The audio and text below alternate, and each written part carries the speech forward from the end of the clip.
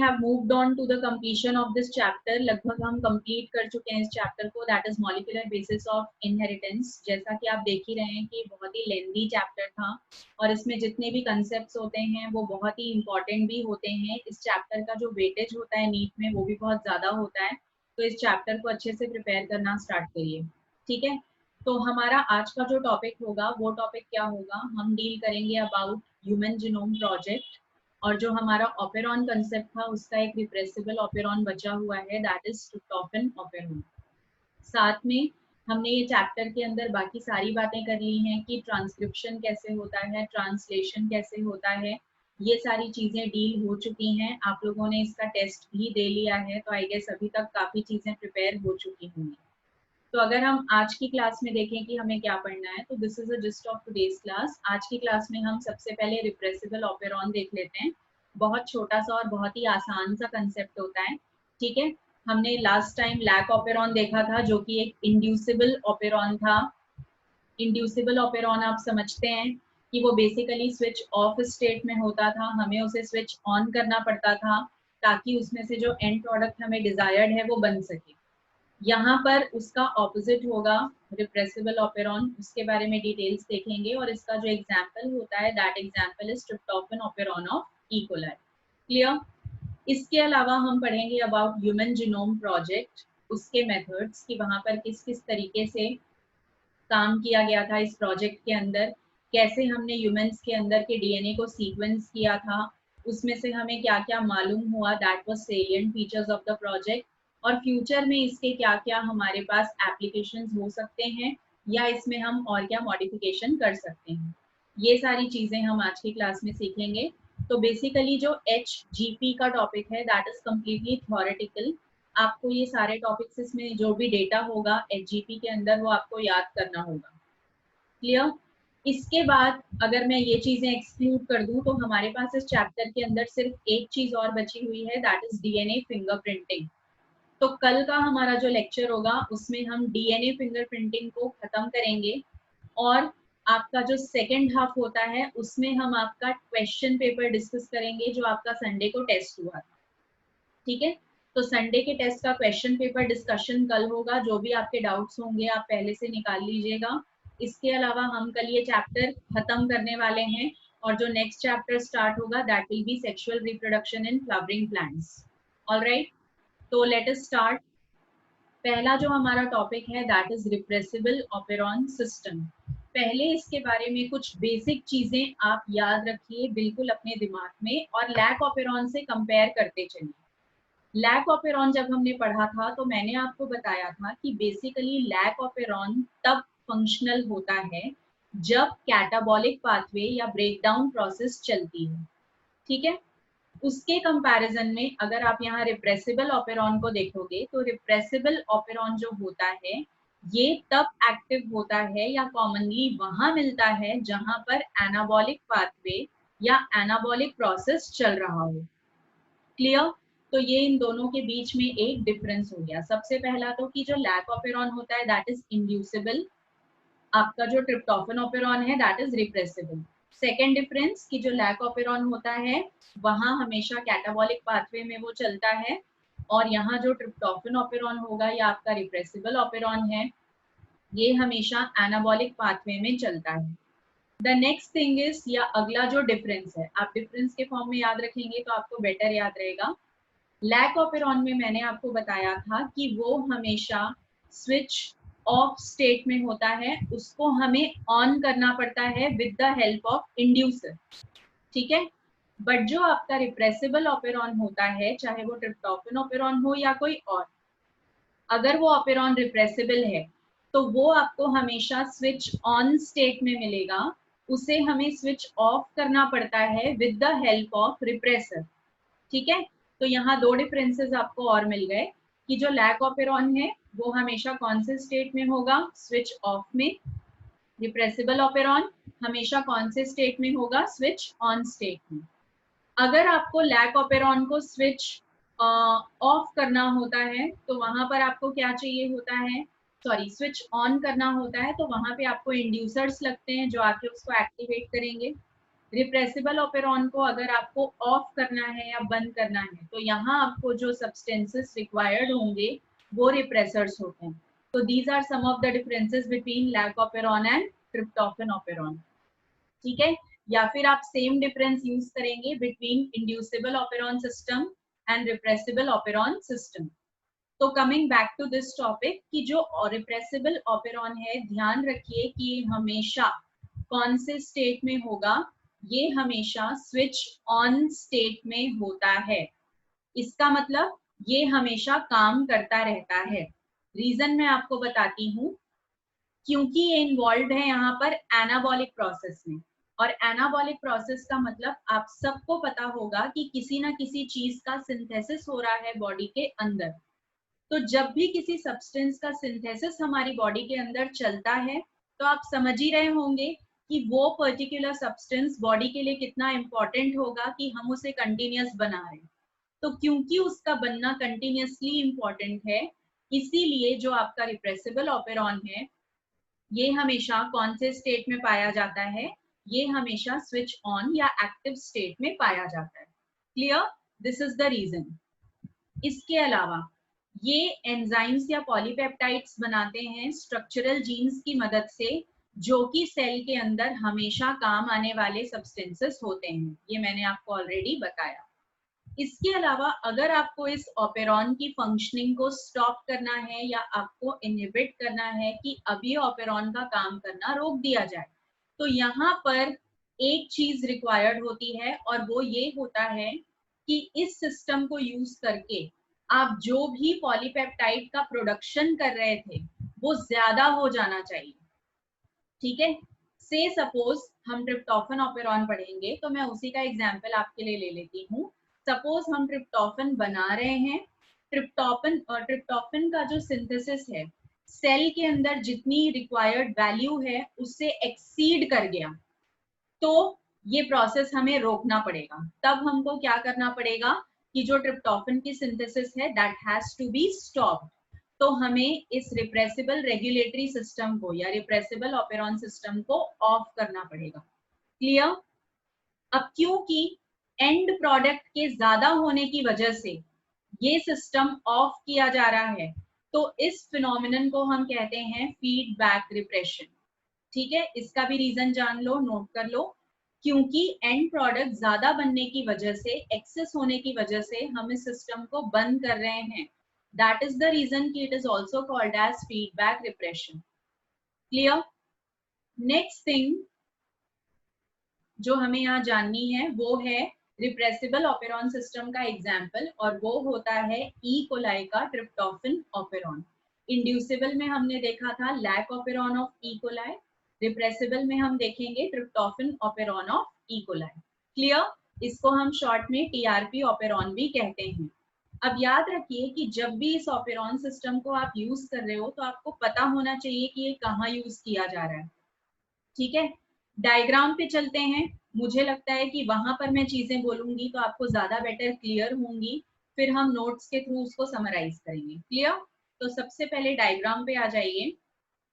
यहाँ पे अगर आप इस डायग्राम को ध्यान से देखोगे तो आपको बहुत सा स्ट्रक्चर पहले वाले ऑपेरॉन के जैसा ही नजर आएगा। क्लियर? जैसे कि आप यहाँ देख रहे हैं कि जो PR लिखा हुआ है, दिस इज प्रमोटर जीन। मेरी बातों को ध्यान से सुनते जाइएगा, देखते जाइएगा डायग्राम के अंदर। ठीक है, ये जो इमेज है ये सबको विजिबल है? Are you all able to see the images? Today also most of them are not in the meeting. Fine. Okay. तो यहाँ पर देखिए कि जो PR जिस चीज को लिखा गया है, ये PR जो होता है इसे हम कहते हैं प्रमोटर जीन। ठीक है, PR के बाद आपको यहाँ जो लिखा हुआ दिख रहा है TRPR, तो TRP stands for tryptophan, R stands for regulator gene. Clear? सबसे पहले प्रमोटर जीन, सेकेंड इज जिसको TRPR लिखा गया है दैट इज रेगुलेटर जीन। जैसे ही आपका प्रमोटर एंड रेगुलेटर खत्म होता है तो आपके फिर से आपके पास एक प्रमोटर जीन होता है, और उसके बाद जो O लिखा हुआ है दैट इज ऑपरेटर। ठीक है, मतलब आप समझ लीजिए कि अगर आप इस डायग्राम को स्टार्टिंग से देखेंगे तो आपको यहाँ पर कितनी चीजें नजर आएंगी, आपको यहाँ पर 4 चीजें नजर आएंगी, दैट इज PRPO। ठीक है, promoter gene, then regulator gene, फिर से प्रमोटर जीन और एक ऑपरेटर जीन। अब ध्यान से सुनते जाइएगा कि हम क्या क्या कर रहे हैं। सबसे पहले जब भी आपको पॉलीपेप्टाइड बनाना है तो आपको भी पता है कि हमें यहाँ पर ट्रांसक्रिप्शन और ट्रांसलेशन करना होगा। ठीक है, तो जब यहाँ पर ट्रांसक्रिप्शन एंड ट्रांसलेशन होगा तो वो किसका होता है, वो कभी भी प्रमोटर, ऑपरेटर या रेगुलेटर का नहीं होता, वो हमेशा स्ट्रक्चरल जीन का होता है। तो यहाँ जो आप ये देख रहे हैं लाइट ब्लू कलर के 5 जीन्स आपके पास लिखे गए हैं, which is TRPA, TRPB, C, D and E। ये जो 5 आपके जीन्स हैं, these all constitute your structural gene part।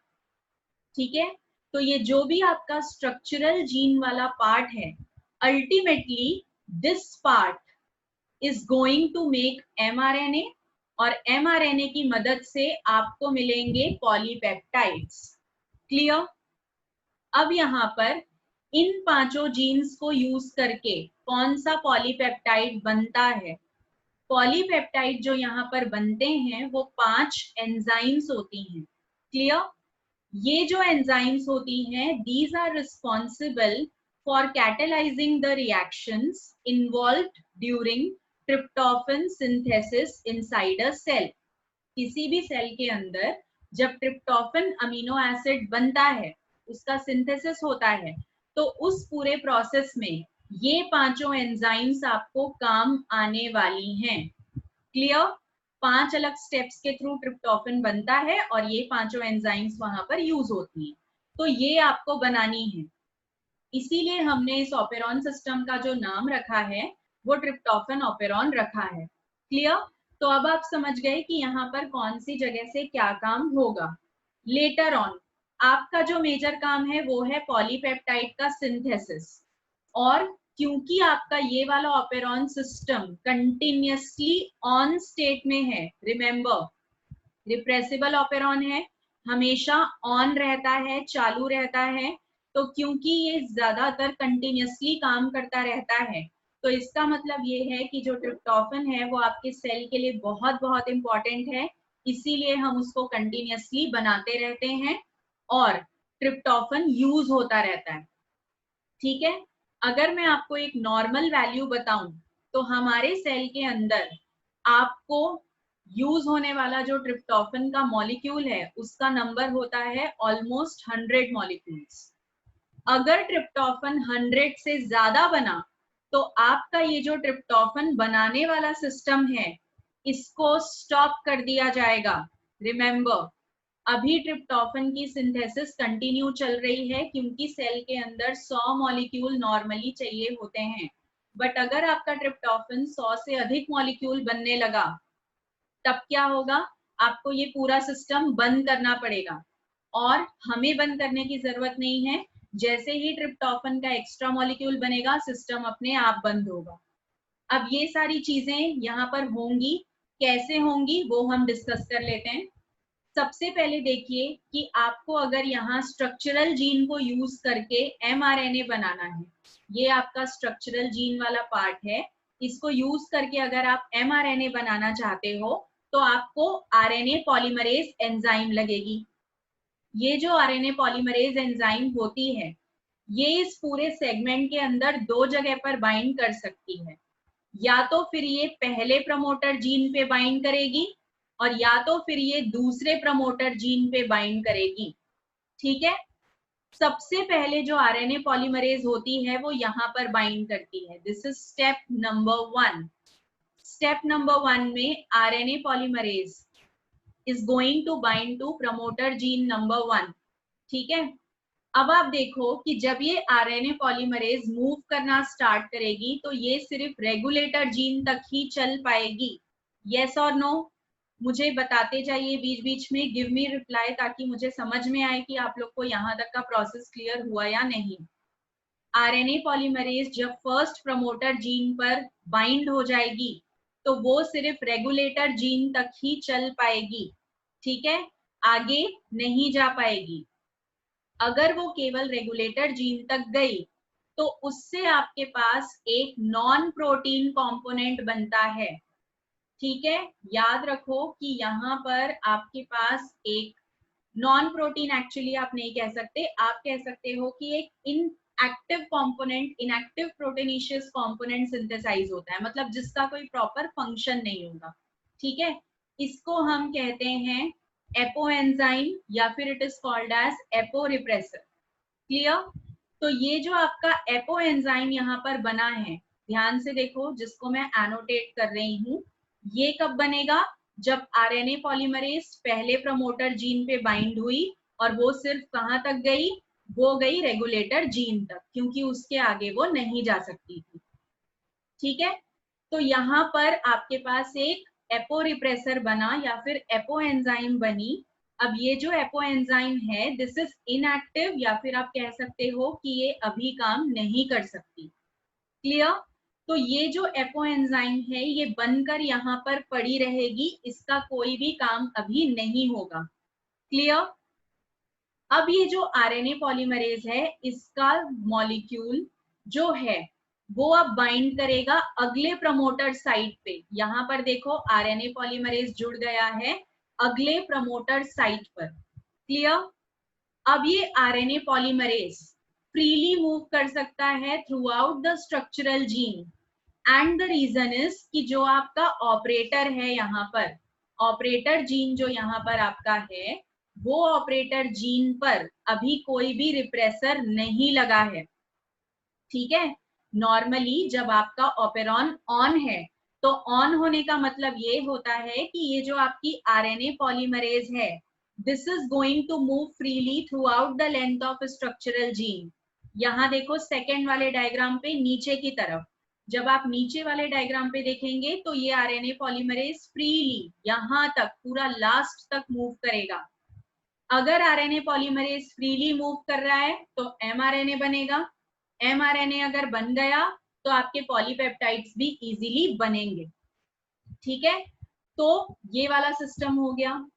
अब मैंने आपको बताया कि जब ये सिंथेसिस चल रहा है, ये जो पॉलीपेप्टाइड्स आपके बन रहे हैं, ये सारे एंजाइम्स हेल्प करेंगे in the synthesis of tryptophan amino acid. Tryptophan amino acid का नंबर जो आपको सेल के अंदर चाहिए वो नॉर्मली 100 मॉलिक्यूल्स होते हैं। अगर आपका 100 मॉलिक्यूल से ज्यादा बन गया ट्रिप्टोफेन, तो इन दैट पर्टिकुलर केस जितने भी आपके एक्स्ट्रा मॉलिक्यूल्स होंगे, से सपोज आपके पास ट्रिप्टोफेन के 2 मॉलिक्यूल एक्स्ट्रा बन गए, ठीक है।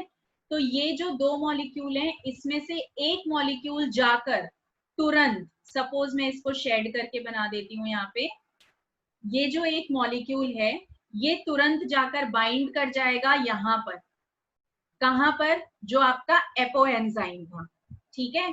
Extra molecule of tryptophan is going to bind to this repressor जो आपका इनएक्टिव था।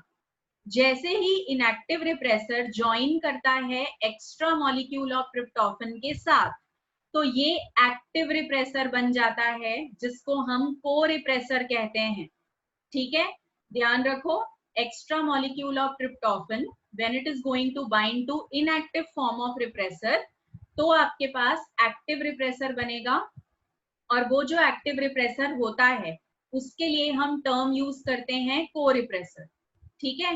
तो ये एक्टिवेट हो गया। जैसे ही एक्टिव रिप्रेसर बनता है, ये एक्टिव रिप्रेसर तुरंत जाकर बाइंड हो जाता है ऑपरेटर जीन पर, ठीक है। ये जो आपका एक्टिव रिप्रेसर है, it is going to bind to the operator gene. Clear? अब जैसे ही ये जाकर ऑपरेटर जीन पे बाइंड करेगा, तो यहाँ जो आपका आरएनए पॉलीमरेज मूव कर रहा था, पर्पल मॉलिक्यूल जो आपको दिख रहा है, ये आरएनए पॉलीमरेज अब आगे नहीं जा पाएगा। मतलब आरएनए पॉलीमरेज स्ट्रक्चरल जीन तक पहुंच नहीं पाएगा। और यही एक रीजन है कि जैसे ही रिप्रेसर एक्टिव हुआ तो आपका जो सिस्टम ऑन स्टेट में था, नीचे आपका जो डायग्राम है that is switch on state of the repressible operon. Active repressor बनने के बाद आपका पूरा का पूरा सिस्टम बंद हो जाएगा। रीजन क्या है? रीजन ये है कि जो आपका सेल था उसके अंदर 100 मॉलिक्यूल्स ऑफ ट्रिप्टोफन की रिक्वायरमेंट थी, लेकिन जैसे ही 100 से ज्यादा मॉलिक्यूल बने तो सेल को समझ में आ गया कि इतना ज्यादा ट्रिप्टोफन ना तो मैं यूज कर सकता हूँ और ना ही इतने ज्यादा की मुझे जरूरत है। ठीक है, तो जैसे ही सेल को रियलाइज हो जाता है that we are exceeding the amount of end product required, वैसे ही extra molecule of end product जो कि इस पर्टिकुलर केस में आपके लिए ट्रिप्टोफन है, that is going to activate the inactive repressor जो पहले बन चुका था।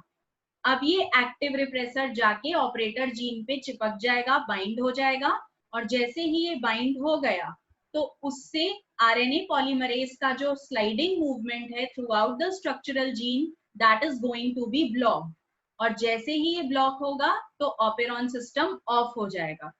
क्लियर? तो ये है ट्रिप्टोफन ऑपेरॉन बेसिकली।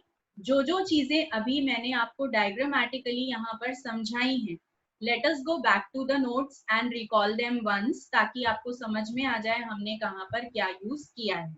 ठीक है, तो हमने स्टार्ट किया यहाँ से। हमने देखा कि स्ट्रक्चरल जीन के थ्रू जो एंजाइम्स यहाँ पर बनेंगी वो ट्रिप्टोफन को बनाने वाली एंजाइम्स होंगी। ठीक है, अब ये जो आपका रिप्रेसिबल सिस्टम है इसके अंदर जो ट्रिप्टोफन है वो आपका काम करेगा एज अ को रिप्रेसर। जो आपका इनएक्टिव रिप्रेसर होता है उसको हम कहते हैं एपो रिप्रेसर। एपो रिप्रेसर वैसे कोई फंक्शन नहीं करता, वो फंक्शन तभी करेगा जब उसको को रिप्रेसर मिलेगा, को रिप्रेसर आके उसको एक्टिवेट करेगा, और इस कंडीशन में जो को रिप्रेसर है वो आपके लिए ट्रिप्टोफन है। क्लियर? आफ्टर दिस अगर आपने को रिप्रेसर की मदद से इनएक्टिव रिप्रेसर को एक्टिवेट किया है तो आपका ऑपेरॉन सिस्टम ऑफ हो जाएगा, लेकिन अगर आपने उसको एक्टिवेट नहीं किया तो ऑपरेटर जीन पर एक्टिव रिप्रेसर की बाइंडिंग नहीं होगी और जो आपका पॉलीपेप्टाइड सिंथेसिस है वो कंटिन्यूअसली चलता रहेगा। ठीक है, तो this is basically switch on and switch off condition of tryptophan operon. अब अगर आपको यहाँ कुछ भी समझ में नहीं आया है then you can ask your doubts right now. ये डायग्राम फिर से अच्छे से ऑब्जर्व करो, मैं आपके डाउट्स इस डायग्राम से रिलेटेड अभी ही क्लियर कर दूंगी। ठीक है, कम ऑन, अगर कोई भी डाउट है तो आप जल्दी से पूछ लीजिए, I will clear it out right now.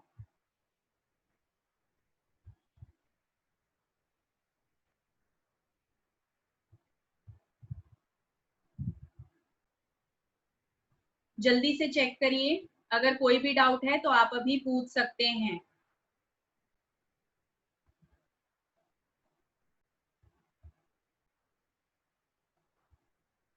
कोई डाउट नहीं है? अगर कोई डाउट नहीं है तो at least you can write no so that we can proceed on. हो सकता है कि आपको ये टॉपिक पढ़ने के बाद में डाउट आए, तो जब भी आपको बाद में डाउट आएगा आप तुरंत मुझे एक पोस्ट करिएगा मैसेज कि मैम मुझे इस पर्टिकुलर टॉपिक पे डाउट है, और उसके बाद मैं वो क्लियर कर सकती हूँ पर्सनली। ठीक है, do not keep doubts inside your mind. बिल्कुल एक्यूमुलेट मत करा करिए कि जब डाउट सेशन होगा अलग से तो हम पूछेंगे। ठीक है, आप तुरंत वो डाउट पूछ सकते हो, क्लास के बाद भी 10 मिनट का डाउट सेशन होता है तब भी आप ये डाउट्स क्लियर कर सकते हो। ओके, द नेक्स्ट टॉपिक जो कि ट्रिप्टोफन ऑपेरॉन के बाद हमें पढ़ना है वो है ह्यूमन जीनोम प्रोजेक्ट। अब जैसा कि मैंने आपको पहले भी बताया कि ये जो प्रोजेक्ट है इसके जो भी डेटा हैं जो यहाँ पर हमने समराइज किए हैं, ऑब्वियसली हमने पूरा डिटेल्ड अकाउंट तो डील नहीं किया है, बट हाँ मैक्सिमम चीजें हम इस प्रोजेक्ट के बारे में जान जाएंगे जो आपके लेवल पे जानी जा सकती है। ठीक है, तो ये जो प्रोजेक्ट है ये कम्प्लीटली थ्योरेटिकल टॉपिक है, इस पे आपको ज्यादातर चीजें याद करनी होंगी, तो आप कोशिश करिएगा कि जो भी डेटा यहाँ पर आएगा उसको आप लर्न करते जाएं। ऑलराइट, सबसे पहले तो ये जो जीनोम प्रोजेक्ट है this is a sort of research program. Research किया जा रहा था, और क्योंकि आपको प्रोजेक्ट के नाम से ही क्लियर होगा कि रिसर्च कौन से टॉपिक पे चल रहा था, रिसर्च चल रहा था ऑन सीक्वेंसिंग या on studying the sequences of human genome. इंसानों का जो जीनोम होता है, व्हाट इज जीनोम? जीनोम क्या होता है? जीनोम की बात हमने पहले भी की है, जल्दी से बताइए what is genome? What is genome? Genome क्या होता है?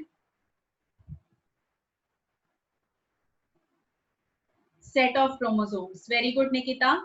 Genome is actually total number of genes, ठीक है, और जो जीन्स होते हैं वो क्रोमोसोम के विद इन ही होंगे। तो अगर आपको जीन्स को स्टडी करना है तो नेसेसरी है कि आप क्रोमोसोम्स को स्टडी करिए। क्लियर? तो अगर आप वो सारी चीजों को, क्रोमोसोम्स को, उनके अंदर के टोटल जीन्स को स्टडी करेंगे, yes, haploid set of DNA, very good Lochan. तो अगर आप वो स्टडी करेंगे पूरा का पूरा, उसका पूरा सीक्वेंस देखेंगे कि कौन से लोकस पर कौन सा जीन है, टोटल कितने नंबर ऑफ जीन्स हैं, तो ये सारी चीजें आपकी काउंट होंगी under genome. And that is the reason, क्योंकि हमने ह्यूमंस के जीनोम की पूरी पूरी स्टडीज की यहाँ पर, तो इसको हम कहते हैं ह्यूमन जीनोम प्रोजेक्ट। ठीक है, अब यहाँ पर अगर इस प्रोजेक्ट के बारे में बातें की जाए तो सबसे पहले तो it was a mega project. Mega project का मतलब होता है काफी बड़े पैमाने पर ये प्रोजेक्ट चलाया गया था। ठीक है, तो क्योंकि काफी बड़ा प्रोजेक्ट था, बहुत ही ब्रॉड इसकी जो फीचर्स थे वो थे, बहुत सारी बातें इसमें कवर की गई थी ह्यूमन जीनोम के बारे में, तो it was a mega project. इसके अलावा आप देख लीजिए कितना बड़ा प्रोजेक्ट था और कितना सिग्निफिकेंट भी था, क्योंकि इस पूरे प्रोजेक्ट को कंप्लीट करने में 13 साल का समय लग गया, दैट इज 13 इयर्स। ठीक है, अभी आप ये जान के सरप्राइज होंगे कि 13 साल में भी ये खत्म नहीं हो पाया था। हमें 13+3 मतलब 3 साल और एक्स्ट्रा लगे। ये जो प्रोजेक्ट है 13 साल की बजाय आप कह सकते हैं कि ये ऑलमोस्ट 16 साल तक चला या 16 इयर्स तक चला। क्लियर? रीजन भी उसका आपको बताया जाएगा कि 3 साल एक्स्ट्रा हमें कहाँ पर लग गए। स्टार्ट हुआ था यूएस में, आपको नाम से ही पता चल रहा है कि जिन ऑर्गेनाइजेशंस ने इस प्रोजेक्ट को स्टार्ट किया था वो यूएस बेस्ड हैं। US stands for United States of America. ठीक है, तो US department of energy and national institute of health, इन दोनों ने मिलकर इस प्रोजेक्ट को स्टार्ट किया था, इनका कोलैबोरेशन था। ठीक है, तो यहाँ पर इन्होंने बेसिकली क्या क्या करना स्टार्ट किया, इन्होंने ये प्रोजेक्ट स्टार्ट किया था 1990 में। तो 1990 से अगर आप काउंट करेंगे तो प्रोजेक्ट को खत्म हो जाना चाहिए था 2003 में। 2003 तक ऑलमोस्ट सारे काम हम कर भी चुके थे। एक काम जो हम नहीं कर पाए थे वो अभी आगे आपको बताया जाएगा, वो काम की वजह से 3 साल हमें एक्स्ट्रा लगे। ठीक है, अब मैं यहीं पे आपको क्लियर कर देती हूँ कि 3 साल एक्स्ट्रा क्यों लगे। इस प्रोजेक्ट में हम क्रोमोसोम्स की स्टडी कर रहे थे, हम डीएनए की सीक्वेंसिंग कर रहे थे। तो डीएनए की सीक्वेंसिंग जब हम कर रहे थे तो आपको पता है कि जो आपका लंबा सा डीएनए होता है उस डीएनए को डिस्ट्रीब्यूट किया जाता है within chromosomes of the cell. Cell में जो आपके 46 क्रोमोसोम्स हैं उनके अंदर आपका पूरा कंप्लीट डीएनए फोल्डेड फॉर्म में कंडेंस्ड रहता है। ठीक है, तो जब वो डीएनए अंदर रहता है तो उस डीएनए के एक एक जीन को आपको पढ़ना है, तो आपको एक एक क्रोमोसोम को पढ़ना पड़ेगा। ठीक है, एक क्रोमोसोम आप देखेंगे, उसके अंदर का डीएनए देखेंगे, उस डीएनए में कौन कौन से जीन्स हैं वो आप देखेंगे। ये सब करते करते हमने पूरे क्रोमोसोम्स स्टडी कर लिए, अटक गए हम फर्स्ट क्रोमोसोम में। ठीक है, अब आप इस बात को सुन के बहुत ही सरप्राइज होंगे कि मैम हमने प्रोजेक्ट शुरू किया और हम फर्स्ट क्रोमोसोम पे ही अटक गए। उसका रीजन ये होता है कि जो आपके डीएनए के अंदर टोटल नंबर ऑफ जीन्स होते हैं, मैक्सिमम नंबर ऑफ जीन्स कहाँ पर प्रेजेंट होते हैं? फर्स्ट क्रोमोसोम में प्रेजेंट होते हैं। तो वहां हमें पढ़ाई थोड़ी ज्यादा करनी थी क्योंकि बहुत सारे जीन्स थे, मैक्सिमम नंबर ऑफ जीन्स थे। And this was the reason कि जो फर्स्ट क्रोमोसोम की स्टडीज थी उसमें थोड़ा समय लग गया और 3 साल हमें और लग गए, और ये जो प्रोजेक्ट था 2003 की बजाय कंप्लीशन पे पहुंचा 2006 में। ठीक है, ये रीजन है। तो यहाँ पर जो internal human genome sequencing start की गई ठीक है, उसको पब्लिश किया गया था एक जर्नल में फरवरी 2001 में। ऑल्दो तब तक काम कंप्लीट नहीं था, बट क्योंकि मैक्सिमम काम हम कर चुके थे तो उसको पब्लिश कर दिया गया फरवरी 2001 में। अगर इस प्रोजेक्ट के थ्रू मिलने वाली इंफॉर्मेशन आपको बताई जाए तो सबसे पहले तो हमें ये पता चला कि अगर हम ह्यूमन जीनोम की बात करें तो जीनोम के अंदर approximately 3 into 10 to the power 9 base pairs होते हैं। अब आप देख लीजिए कितने सारे बेस पेयर्स हैं, it is a very huge number. ठीक है, तो 3 into 10 to the power 9 base pairs यहाँ पर ह्यूमन जीनोम के अंदर प्रेजेंट थे। अब आप सोचिए, आपको इतने सारे बेस पेयर्स को, इनके जीन्स को पढ़ना है तो टाइम तो ऑब्वियसली लगना ही था। ठीक है, तो इन्होंने ये सब किया। अब इन्होंने इस प्रोजेक्ट का जो कॉस्ट एस्टिमेट निकाला था तो वो कॉस्ट निकला कि हर एक बेस पेयर को पढ़ने के पीछे हमें $3 लगेंगे। ठीक है, यूएस की जो करेंसी होती है दैट इज डॉलर। तो यहाँ पर इन्होंने एस्टिमेट निकाला कि जब हम एक एक बेस पेयर पढ़ना स्टार्ट करेंगे तो एक बेस पेयर की स्टडी के पीछे हमें $3 खर्च करने होंगे। तो अगर आप इस पूरे प्रोजेक्ट का कॉस्ट देखोगे तो दैट इज अराउंड $9 बिलियन। इतना ज्यादा इन्वेस्ट किया गया इस प्रोजेक्ट पे, और पैसा हमारा बिल्कुल भी, हमारा नहीं, यूएस वालों का पैसा बिल्कुल भी वेस्ट नहीं हुआ क्योंकि प्रोजेक्ट वर्थ था, सक्सेसफुल हुआ। क्लियर? आफ्टर दिस कि यहाँ पर ये सारे काम करते करते उन्होंने 20,000 से लेके 25,000 जीन्स के प्रेजेंट होने की संभावना बताई। ठीक है, इसके अलावा उन्होंने बड़े और छोटे जीन्स को भी कंपेयर किया, मतलब ह्यूमन जीन की पढ़ाई की गई। बट ऐसा नहीं था कि हम ह्यूमन जीनोम को दूसरे ऑर्गेनिज्म से कंपेयर नहीं कर रहे थे, हम साथ साथ इसको बैक्टीरिया के जीनोम से कंपेयर कर रहे थे, हम इसको दूसरे जीनोम से भी कंपेयर करते जा रहे थे, ईस्ट के जीनोम से भी कंपेयर किया। तो बहुत सारी इंफॉर्मेशन हमें वहां पर मिली। ठीक है, इसके अलावा अगर आप इसके गोल्स देखें कि इस प्रोजेक्ट का बेसिक एम क्या था, इस प्रोजेक्ट को चलाने का पर्पस क्या था, तो काफी सारे पर्पस थे। जैसे कि पहला पर्पस था कि हम ह्यूमन डीएनए के सारे जीन्स को पहचान जाएं, चाहे वो 20,000 हो या वो 25,000 हो। ठीक है, ये हमें जानना था। इसके अलावा हमें सीक्वेंस निकालना था कि कौन सा जीन किस जीन के बाद प्रेजेंट होता है, सीक्वेंसिंग हमें करनी थी ह्यूमन डीएनए की। देन हमें इस पूरी इंफॉर्मेशन को, मतलब हम सीक्वेंसिंग करते जा रहे हैं जीन्स की, हम नोट करते जा रहे हैं कि कौन से पर्टिकुलर जीन का क्या कैरेक्टर है, वो जो पूरी इंफॉर्मेशन है उसको स्टोर किया जाना था। क्लियर? अब देखिए यहाँ पर इनके पास एक प्रॉब्लम आ गई, क्योंकि हमने देखा कि यहाँ पर कितने सारे बेस पेयर्स हैं, 3 into 10 to the power 9 base pair human DNA में होते हैं। तो हर एक जीन की इंफॉर्मेशन को नोट करके स्टोर करना, ऐसा कोई सॉफ्टवेयर इनके पास नहीं था। ठीक है, तो ऐसा सॉफ्टवेयर डिजाइन किया गया, बनवाया गया, और उसके लिए हमने बायो की एक अलग ब्रांच को यूज किया, और वो जो ब्रांच यहाँ पर यूज हुई उसका नाम होता है बायो इन्फॉर्मेटिक्स। क्लियर? अगर आप में से कोई ग्रेजुएशन डिग्री पे जाएगा बायोटेक्नोलॉजी पे, या फिर आप जाएंगे जेनेटिक इंजीनियरिंग पे या माइक्रोबायोलॉजी पे, तो आपको बायो इन्फॉर्मेटिक्स के बारे में बताया जाएगा, सिखाया जाएगा। तो बायो इन्फॉर्मेटिक्स जो ब्रांच होती है, बेसिकली आप नाम से ही समझ रहे होंगे कि बायो भी है और साथ में इंफॉर्मेशन टेक्नोलॉजी भी है, ये दोनों चीजों का एक कॉम्बिनेशन होता है। इसकी मदद से हमने एक सॉफ्टवेयर डिजाइन किया specifically for storing databases of HGP, क्योंकि हमारे पास इतना बड़ा कोई भी सॉफ्टवेयर नहीं था जहां पे हम 3 into 10 to the power 9 base pair का पूरा पूरा डिटेल स्टोर कर पाए। तो बायो इन्फॉर्मेटिक की मदद से हमने वैसा एक सॉफ्टवेयर बनाया, यूएस वालों ने बनाया, और उसमें इन्होंने अपना सारा डेटाबेस स्टोर कर लिया। ठीक है, इसके बाद इन्होंने उस पूरे स्टोर डेटाबेस की सीक्वेंसिंग स्टार्ट की।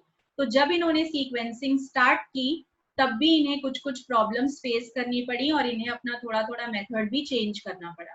तो before starting of with the methodology and the entire information, आप सब इसी आईडी एंड लिंक के साथ लेक्चर रिजॉइन करेंगे विद इन 5 to 8 मिनट्स। 5 से 8 मिनट के बीच में सारे लोग लेक्चर रिजॉइन करेंगे All right.